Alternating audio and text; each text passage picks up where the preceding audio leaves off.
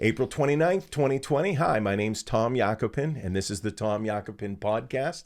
Welcome aboard. I'm here today live. This is our first podcast where we're going to be doing an extended version featuring a guest one introduced to you today, Mr. Jim McClelland of Yakopinions Contracting here in Washington County. And we're really going to get out of the way and let Jim do a lot of talking today about some of the challenges that self-employed and small business owners are facing in the coronavirus COVID-19 lockdown period. Also want to give a quick shout out to those individuals who attended the Harrisburg rally, the group Reopen PA. Salute to all of you. I want to thank so many Pennsylvanians who took time, really didn't know what it was going to be like, driving to Harrisburg. What are we going to encounter? What's going to be like? But I do think that a statement was made. I think that, people are twisting it and turning it, and we can talk a little bit about that. But also wanted to shout out and just kind of show off some of the signs. Thanks to 84 Sign Company and West Penn Life and Health who sponsored these. The virus is not killing us. Woof is. Restore Liberty Now. That was fun. These were some of the signs that we were able to feature out there. I like this one. Liberty began in PA, right? Open our business now. Think about that. The rich heritage of liberty in Pennsylvania. And by the way, if anybody's interested in using these as stand-up signs, I've got them in my office's window. This is the virus is not killing us. Woof is another one of those. One of my favorites, right? Yep. Jim, I think you can relate to this. Yeah, that's true. Working lives matter. So we went out. We had a good time. I went out with my girlfriend and my one of my neighbors who is also a small business owner, and had a great chat on the way out. Felt like we made a difference there. But boy, what a powerful gathering, and what an unusual time. So let's get talking about, Jim. Before we get into your thoughts and feelings on the situation, tell me a little bit about Yakopinions Contracting. When did you start? What do you guys do? Well, we started actually when I first moved to Pennsylvania. My family heritage is back from this area, Washington County. I was born and raised out in San Francisco Bay Area, California. Right. Moved back here 2004 and started the company as soon as we moved back. Started off as a small 1-2 person little handyman work originally. Then we ended up doing remodeling, started to get more work. Our specialty, actually my expertise, is in ADA upgrades, whether it's ramp, doors, bathrooms, and those kind of things. Yeah. Started picking up a lot of work with that. And we got into remodeling, company grew, and then we had some great steady business for quite a while, and we were doing real well. Just recently we decided to re-engineer the company and rebrand it, incorporated the company, changed the name to Yakopinions Contracting Incorporated, and really went out and started picking up more commercial business. Started to grow our commercial side. We had predominantly been in residential with some light commercial. And right now, the commercial business is still out there. The whole time we've been shut down, we've been bidding work, even though that we know we can't start right away. But the projects still have to be done, and some of them are weather related. So, but yeah, we're actually, we do commercial contracting. We do residential contracting. Mostly residential, is remodeling. Okay. So we work inside the four walls when it comes to residential. We're not home builders. But when it comes to commercial, we'll do everything from the ground up. Okay. Residential, bathrooms, kitchens, yes, things of that nature. Yep. Making the place pretty, bringing it up to date, things of that nature. Absolutely, yeah. A lot of kitchen remodels, baths, and basements. Okay. It's a lot of what we've done. We've done some major rehauls or of a residence as well, so it's quite a bit, everything, all the trades, so under one roof. We handle a lot of that work ourselves, and then when the project gets too large for it to be economically feasible, we will bring in our subcontractors, which helps saves the homeowner money. Right. When we're doing the general contracting work, obviously we're bringing in all of our trades and our subcontractors, which are all local people. We try to work with everybody that's within Washington County, part of Allegheny County, to support those local business folks. Right. It's some of them are 2-person shops, and some have 20 to 30 employees. So just depending on what we need. Awesome. Now, because we want to showcase small business owners, and when you're able to really go full tilt.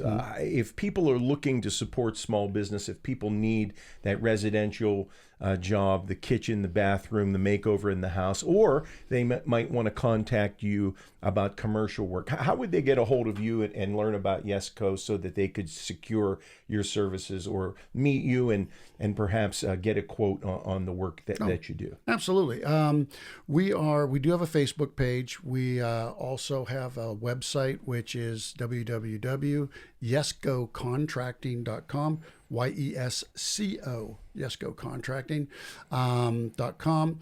And also the office phone number, which is 412-997-9146. You can give us a call. We can definitely set up a time. You can actually give us an idea of what your project might be via the website. And then we can give you a call back and talk about it and set something up. Okay. We do want to make sure that, that people know that we are a relationship building company. Right. We're not just that standard contract. We're not coming in to grab a check, slam out some work and run out the door. Our motto in the company is that is actually on our cards. It says building relationships through quality work. We want to be the people that you call back or the people that you do refer. So even though we have a larger company for small business, we still have that hometown feeling. That's, right. We want to be friends with the people that we work with. Yeah. And you're a good man. I've known Jim for a long time. My son played sports, went to school with Michael. Yep. And yeah, I mean, you're the right stuff, man. So I want to, before we close this, I'd like you to talk again about how people can reach you. But during the midst of this, you were also kind of motivated to start a group. Yes. And I'd like to talk a little bit about that, and then I want to hear more about what you're seeing, what you're facing, what it feels like to navigate these waters in really what is an unprecedented time, at least in my lifetime. But talk to me about the group that you started and why, the purposes that you want to serve there, and then a shout out to how people can learn about that particular coalition, please. Okay, sure. We like a lot of small businesses in Washington County, and as I was telling Tom when we were upstairs talking, Washington County has thousands of small businesses, and that's a sole proprietorship, whether it's a guy that runs an excavator to somebody that has their own beauty salon, and they hire 3 people, and we've got a lot of these nice small mom and pop shops all over the county. We're not a huge conglomerate of corporations here. I mean, we save that for Pittsburgh. Mm-hmm. But what happened was, from a construction standpoint, we're in February, March. We're just getting things ramped up. Every construction business is just getting things ready to go.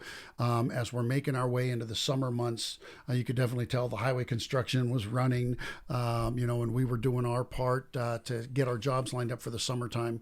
People are hiring people. Mm-hmm. So we're trying to bring on new blood, and spur on that local economy. And then the virus comes along, and we all just with our families, we're very concerned, make sure your family's safe and all those things. And then came the mandated closure mm-hmm. for the businesses. Now, originally they had shut down some certain businesses, and they obviously wanted to, when they started with, I think it was the hairstylists or barber shops and those kind of things that they were closing down. And then they went on, and the list went on and on and on. And I didn't even realize that construction was shut down until my wife's son, Denny, called.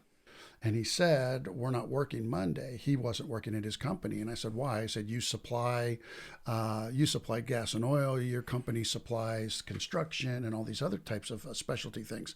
And he said, well, because we're no longer essential. And he goes, and you're on the list too. And I went, what? And so then we went online to find out that Governor Wolf had made this long list of who's allowed to work and who's not allowed to work. Much to the surprise of pretty much everybody that was on that list. I think some people might say I could understand that, but I think the majority of us were just in shock and awe. Right. Shock and awe was what it was, because we didn't even know what that meant at the time. I see why you didn't know. Yeah, and so then what happened was that my first response was, how do we stay in business? The government has shut us down. right? And how do we pay the bills? How do we keep the equipment? What do we do with employees? What do we do with the projects that I'm in the middle of? Right. You know, and what are we supposed to do, and how are we supposed to make that happen? And there were no answers. There was just a list. And I guess frustrating also for those of us in the trades, this list almost seemed arbitrary. Because we weren't allowed to work, even if we were doing outside work or unoccupied home work, but yet nothing against the industry, but landscaping and yard work, companies were allowed to continue with no stoppage at all. That's right. And we just can't, as a group, I don't know. I want to say, how do you reconcile? Yeah, how do you reconcile? I mean, honestly, it's crazy. As we started to look at it, and then they were just talking about that we cannot work, period.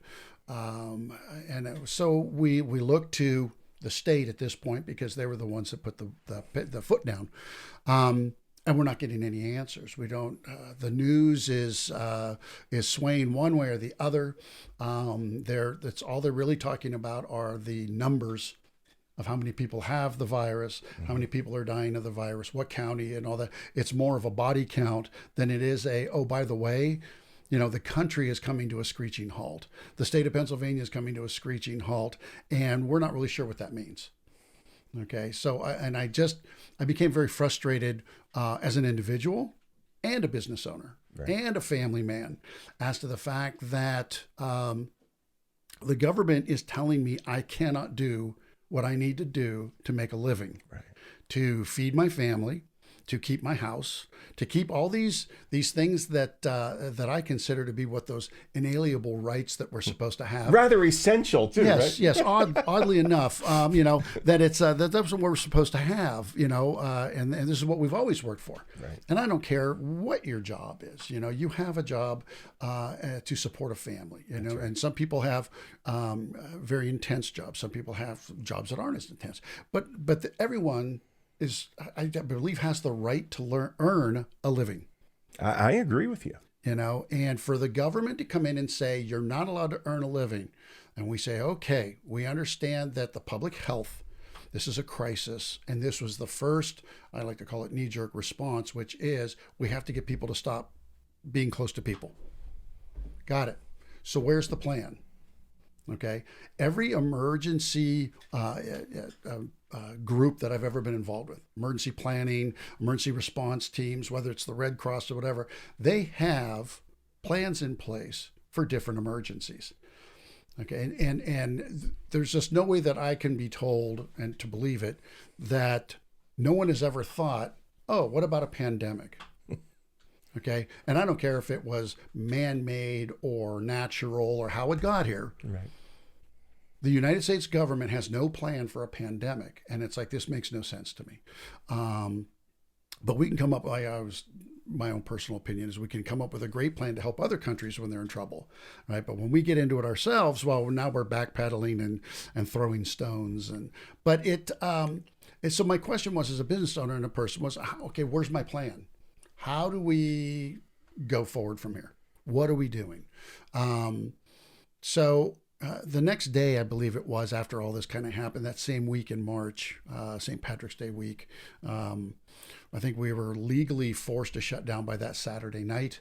And somewhere one of those days, the governor comes on television and, with the news report saying that they do have a financial assistance plan, that the state has put together a financial assistance plan, and our Governor Wolf has, however they wanted to put it.